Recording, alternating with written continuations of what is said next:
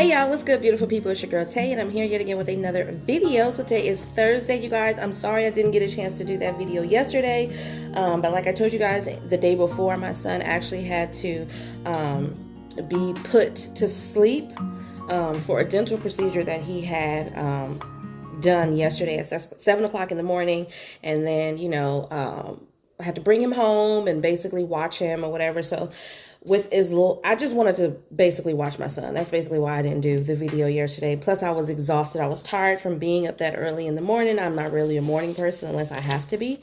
But anyways, you guys, we've definitely got some more states that have been approved for emergency SNAP max benefits for the month of May. So I'm going to give you that as well as the payout dates. And we also have some more states that have been approved for pandemic EBT for school year 2020, 2021, and just some other public service announcements. Okay, so definitely make sure you guys smash that like button, comment down below, subscribe, plus push post notification bell button so that when anytime I upload a video, you will be notified. So the first thing I have is we've got some news for Florida. So it says that your Governor Ron DeSantis, hopefully I'm saying that right, DeSantis, or lifted all of the pandemic related emergency orders this past Wednesday. Okay. He also signed a vaccination passport ban into law. Basically what he's saying is that he doesn't believe that the state of Florida is in a state of emergency anymore. With that being said, while he signed this bill, it also puts, how do I say it? Let me just read it to you guys. So basically he says that the fact is we are no longer in a state of emergency. He was in St. Petersburg while signing the Senate Bill 2006. Which fines businesses or institutions up to $5,000 per violation if they require vaccine documentation for entry, service, or participation. So there is a lot of states are doing this right now too. They're making sure that businesses can't put some type of protocol or extra restriction in place to say that you cannot come inside or be a part of whatever's going on because you're not vaccinated. Because I do think that that should be a choice. If you don't want to get vaccinated, then you don't have to. And then, like I said, with them putting this ban into law, then what about, people who have underlying health conditions that might not necessarily be a candidate for the vaccination? That would definitely prohibit them from being able to do a lot of things that they like to do. Okay, so he also says that you have a right to participate in society, go to a restaurant, movie, ball game, and all these things without having to divulge in this type of information. By the way, you give that to big companies, they are going to absolutely try to monetize that. Okay, that's what he's saying. So we didn't want to go down that road. All right.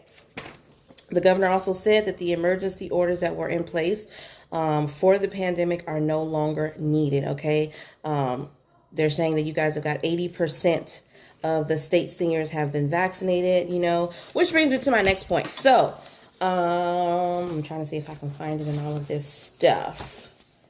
Maybe I didn't print it out. Did I? Okay. So we've got a new goal from Biden.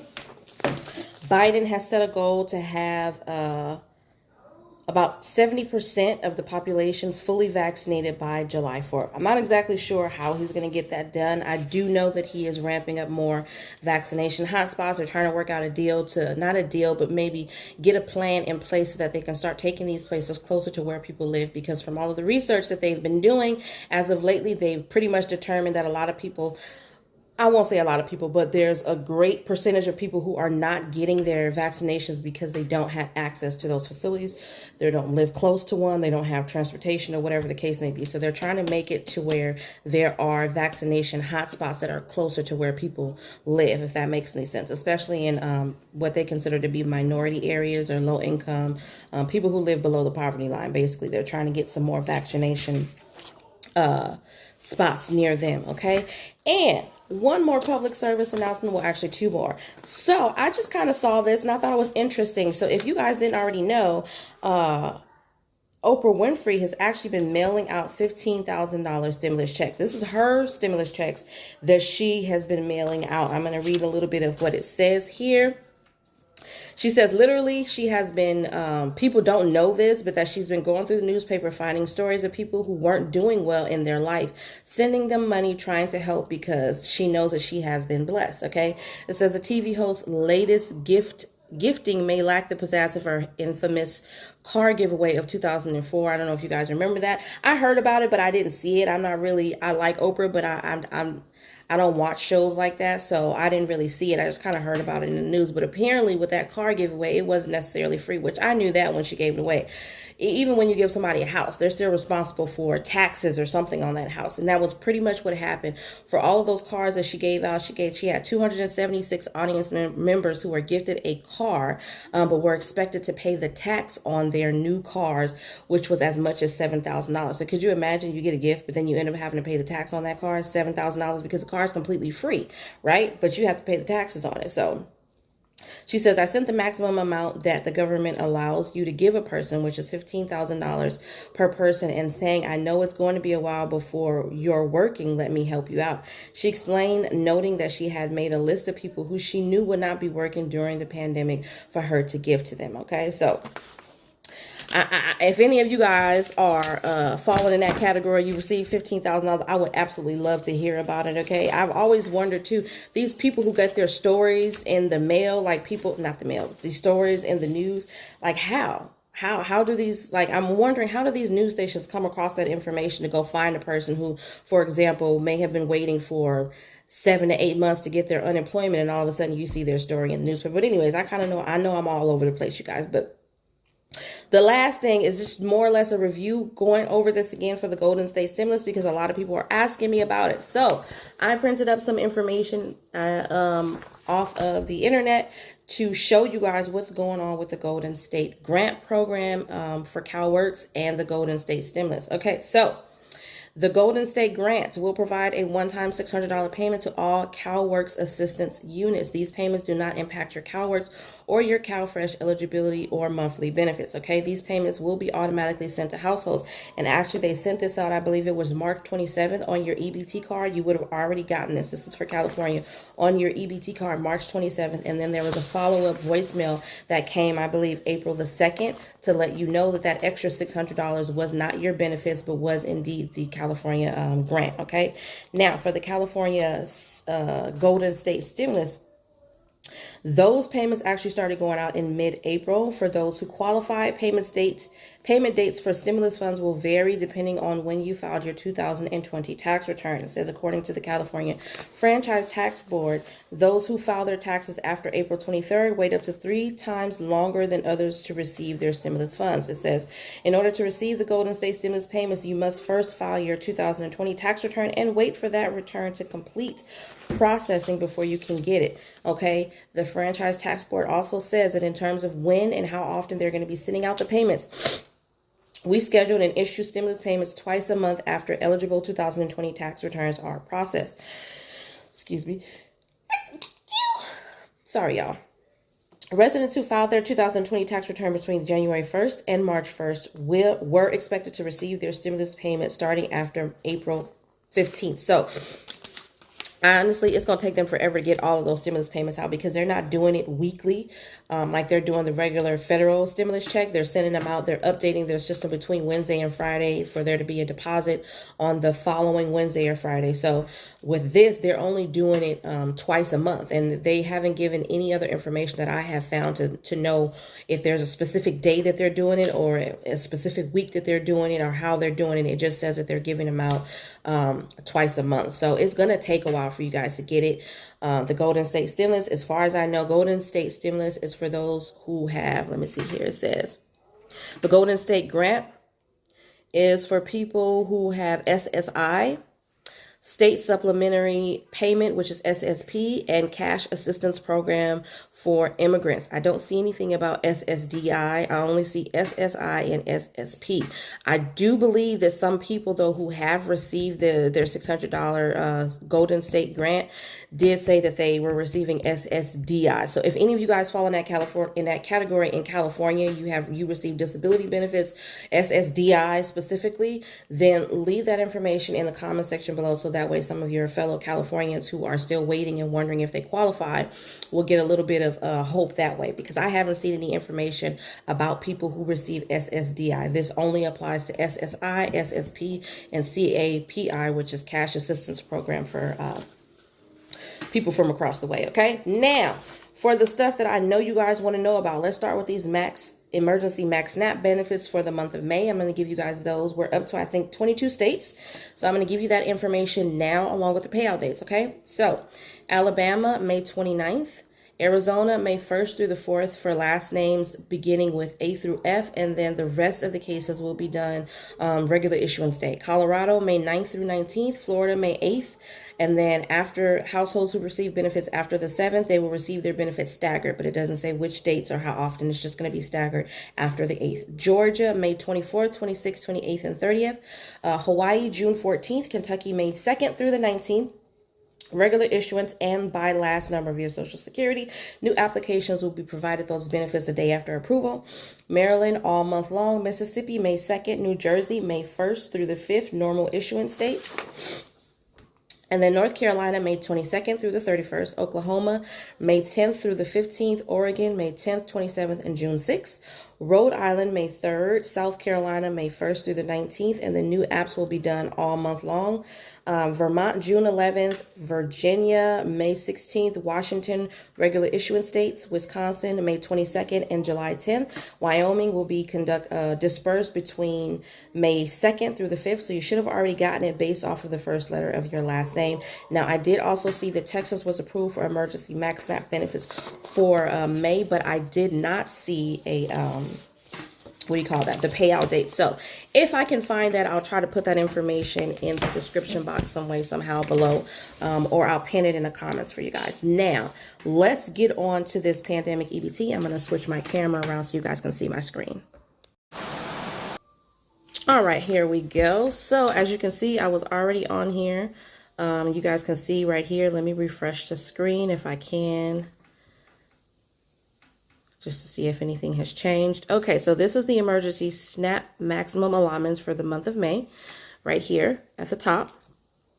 So as you guys can see, all of these are the states that I have just now given the payout dates for. I literally just went over this. So if you're at this point in the video, you would have to stop and rewind to go back to get the payout dates. Okay, so these are for the SNAP maximum benefits for the month of May. Okay, now for pandemic EBT, we're going to go to this site first. Now, as you can see, this is still here as of the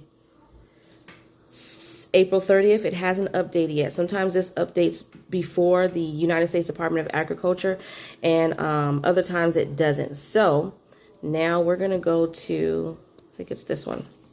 All right, here we go. So pandemic EBT. And here it is. Here is the list, you guys. And I am so finally excited to announce that California, we have made the final cut. Now, there are also some additional places like this one here that I'm circling that have also made the cut. But as you guys can see here for yourself, so you don't have to ask me, you're just going to have to rewind the video. These are all of the states that have currently been approved for pandemic EBT: Alabama, Arizona, California, Colorado, Connecticut, Delaware, DC, Florida, Hawaii, Idaho, Illinois, Iowa, Kansas, Kentucky, Louisiana, Maine, Maryland, Massachusetts, Michigan, Minnesota, Montana, Nebraska, Nevada, New Jersey, New Mexico, New York, North Carolina, North Dakota, Northern Mariana Islands, Ohio, Pennsylvania, Puerto Rico, Rhode Island, South Carolina, Tennessee, Texas, Utah, Vermont, Virginia, Washington, Wisconsin, West Virginia, and it says Wisconsin again. I don't know if you guys can see. I don't know why. But yeah. So that is it. Now, what I did want to show you guys, let me get out of this screen. We're going to get some more information for California. So I'm going to click on here because we need to know when we're going to get it. As you can see, this is all of the approvals here for the emergency SNAP Max. We haven't been approved for May yet. Otherwise, it would say May extension approved right here. Okay. Now, outside of that, as you can see here for pandemic EBT, we were just approved May 4th. Okay, so we're going to click on that and then see if we can get some information about when we can expect to receive those benefits, okay? All right, so as you can see here, May 4th. May 4th right here. This is when this plan was approved, finally, right? Uh-oh, what did I just do? Okay, now, let's see if we can find some information about when I think this might be important here. Okay, so it says, in addition, California has or will identify the county of residence for each SNAP enrolled child under the age of 6. For each month from October through the end of the school year, determine whether any school in the county has at least one school that is issuing PEBT benefits to its students. Okay, now we're looking for a payment schedule. Okay, so here it is right here. This little patch right here. So it says tentatively, California is set to issue benefits for the months of October through January in a single issuance beginning in late June and continuing through July, and issue benefits for the months of February through May throughout the month of October, which doesn't really make sense. This part here doesn't make sense to me. Issuing benefits for the months of February through May throughout the month of October. So are we going to get one issuance? We're going to get a single issuance because it says it here for months October through January. So that is October, November, December, January. So we're going to get 4 months payment in late June. Okay, and then the payments are going to continue through in July, but it says issue benefits for the month of February through May throughout the month of October. So if we're getting a disbursement in June, does that mean that we're not going to get another disbursement until October? That's like at the end of the year. That's the only part that didn't make sense to me when I read this yesterday. So I'll just monitor that other website that I showed you guys about to see if they give me some more information that may be a little bit clearer in terms of how they're actually going to pay out. But I think the how do you say it? The point of the matter is that we won't be receiving a issuance until late June, and I'm more than likely they're going to send out new PEBT cards. But I will again get some more information on that just so that we know if we should throw out our previous cards or keep them because they're going to put the money on there. Okay, so. All right, y'all. So I am finally excited. Definitely excited, you guys. Thank you for all of your prayers for my son. He did really well. I'm not gonna lie to you. I was emotional and I actually cried. They had to give him a shot to sedate him before they actually start the IV that was gonna put him to sleep. And so I was in the room with him. Well, obviously I was in the room with him and I was holding him against me, and I had his face turned away from the person who was going to administer the shot so that he wouldn't see it coming. And he didn't cry for that part. He was actually, by the time he realized, he just kind of flinched his shoulder. And by the time he realized that the guy was putting a Band-Aid over it and he was good to go, he was okay. But what scared me is because I've never seen this with any of my children where they sedate them. So he literally, once he gave him the shot, I want to say after about 2 minutes, he just froze. Like there was no movement, there was no blinking, there was nothing. And I asked the doctor, I was like, is that normal? And he was like, yeah, that's exactly what we want them to do. It kind of freezes them. You know, they still know what's going on, but at the same time, they're kind of groggy and very sleepy. So it makes it easier for them to put the IV in, right? Which I couldn't be in there for that, of course. It's like any other procedure when you go under anesthesia. But anyways, yeah, I cried on that part. Once they took him, I went to the waiting room and waited for them to confirm via his x-rays the work that needed to be done. And yeah, but he's back to normal. He's actually outside running around with his sister and his dad. So yesterday was just kind of a down day, and then he's got some crowns in his back teeth. So, you know, he started fussing at one point, telling me to take them out because he could feel, you know, it feels different to him. So other than that, he is okay. He is back to his usual bossy self. So I do appreciate you guys praying for me, but I just wanted to let you guys know all is well with him. He is wonderful. He's great. We are wonderful. We are great. I hope this information was in some way helpful or useful to you guys. You guys absolutely know that I love doing this. I'm going to continue doing this. Don't forget to smash that like button, because it does help me to stick around and keep providing you guys this information. And I'm going to say, remember to live, love, and elevate. And I will definitely see you guys in the next video. Peace.